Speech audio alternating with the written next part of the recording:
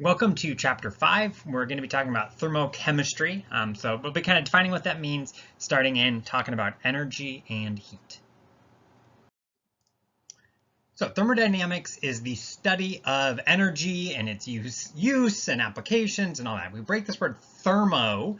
That prefix generally corresponds to energy, generally historically heat, but in this context, it can be any kind of energy.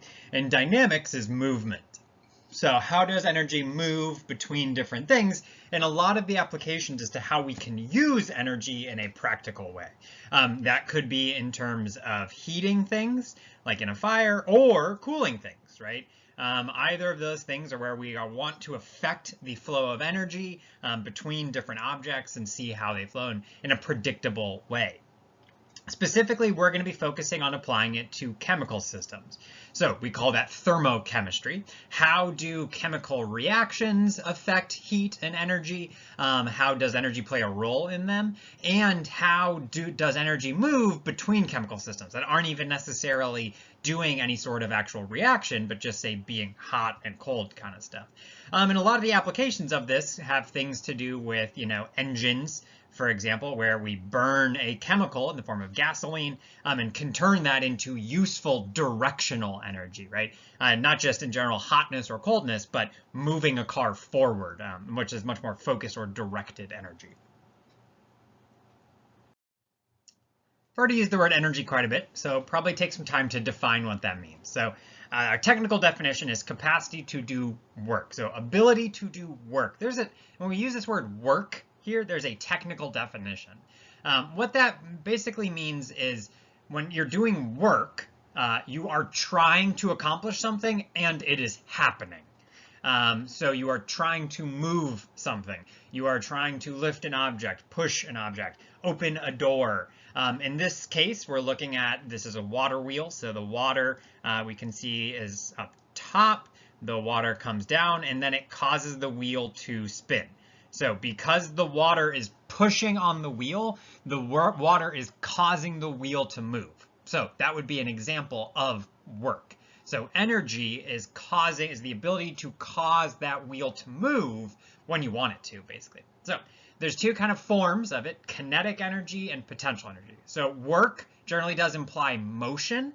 And so kinetic energy is when things are actually in motion.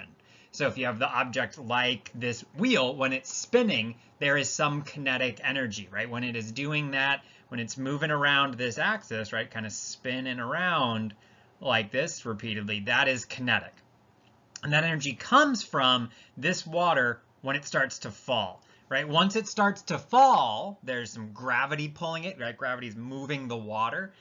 Gravity is doing work on the water, and then the water does work on the wheel, right? Because it causes the wheel to move. And so that is this idea of there is motion. So potential energy would then be the fact that you have a system, you have, say, some chemicals, some objects that are in a situation where they could do work. And so, for example, this water, when it's up here, is at a high elevation, right? It's up, it's lifted up. And so we know that it can fall down. It is not on the earth yet. And so it can fall down to the earth. So any object that is not on the ground or not on the earth has potential energy due to gravity. There is something that has to be done to prevent it from falling. And if you removed that preventing, or say moved it into a situation where it could fall, it would then become kinetic energy. And so potential, as the name implies, you have the potential to do that work. So any sort of situation where you have energy that can go into doing action at a later time. That's potential energy. So in chemical systems, this location of potential energy is within chemical bonds.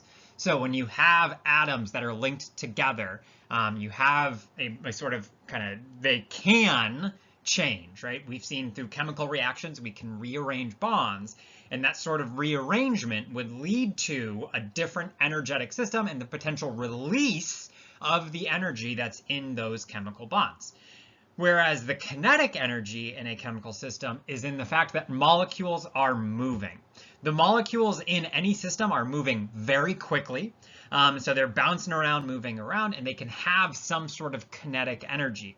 Molecules can be moving not a lot, right? These molecules here, they're not moving really quickly, so there's not a lot of kinetic energy. Or you can have really high kinetic energy because your molecules are moving around a lot. So those are the two possibilities of what you can see. So when you do a chemical reaction, like say burn wood, there is some potential energy of the atoms in that in those molecules inside the wood. And when you do the reaction, you release that energy, and then it comes out as warmth, right? You can feel it, and that can then drive molecules to move, and they become kinetic energy. So you get new molecules that are moving faster. So you've taken the potential energy that was in the bonds and turned it into the kinetic energy of molecular motion.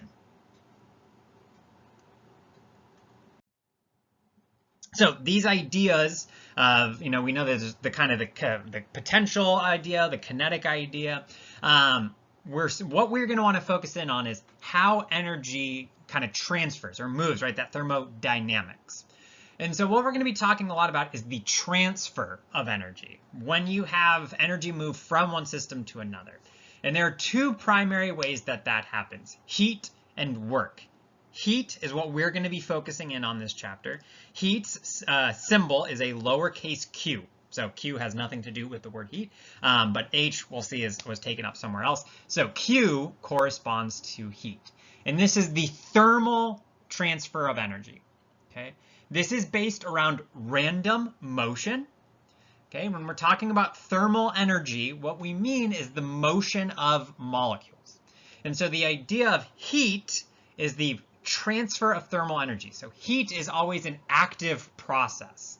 When we're talking about heat in a chemical context or in a physical context, what we mean is that the movement of energy from a hot object to a cold object. And hot and cold are going to be characterized by temperatures. So we're going to be looking at the movement of energy between different objects driven by changes in temperature.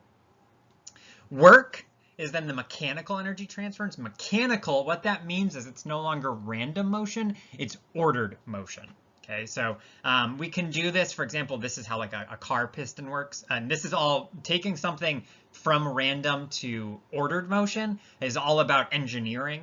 And so, when you say burn gasoline in your piston, you make a bunch of molecules that are just randomly moving around. They're not ordered, but they're in a device, a piston, where 3 of the walls are rigid and 1 can move. And so that's how you turn this sort of random chemical motion into ordered motion. So work is an important part of energy transfer, but it has a lot more to do with engineering than it has to do with sort of the underlying chemistry. And so we're going to more focus in on heat as this sort of thermal energy transfer. All right, so when we're talking about thermal, we want to get some of our words and kind of our language really kind of locked in. So thermal energy is the energy of molecules and or atoms in motion. So every time you have molecules that are moving, they have a certain amount of thermal energy. And so this thermal energy is based around that motion. You can think about it, molecules are little objects, right? And if they're moving around, they would hit things. And that hitting things, that collisions, are where you get that sort of kinetic energy, right? If something hits you, it moves you. So little molecules, when they're colliding around with walls, with containers, with you, say in the air, they're exerting some sort of force, they're hitting you, they're colliding with you. So there's a lot of kinetic energy in that molecular motion. And so then when we have low thermal energy, there is low motion, and high thermal energy is high motion. Which is fast motion, large oscillations, molecules moving fast over large distances. So each individual atom or molecule has its own thermal energy. So how we quantify the kind of average of all the molecules is using temperature. So temperature is a representation of average thermal energy. So if we have, say, a cold sample, like over here on the right, that is a low thermal energy. On average, those molecules aren't moving a whole lot. They would have lower kinetic energy, which corresponds to a low temperature. So each molecule has its own unique motion, and we quantify the average motion based on a low temperature. For high thermal energy, there is a bunch of motion, right? Those are really big oscillations. They're moving fast over large distances. They're really bouncing around. So each molecule has high thermal energy, and on average, they all have a higher thermal energy, which gives us a higher temperature. So this is one of our first kind of insights that we want to be thinking about. When we're seeing high temperatures, that means high or fast molecular motion and large molecular motion. Those molecules are really moving a lot, really bouncing around, kind of flying around, moving around. Atoms within the molecules are kind of jiggling around. Lots of just kind of movement of atoms and molecules.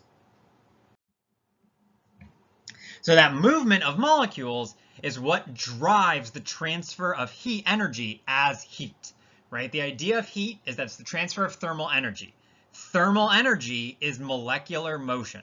So when we're talking about moving energy as heat, what we mean is that the molecular motion of some molecules goes to drive the molecular motion of other molecules. If some molecules start to move less, and other molecules start to move more.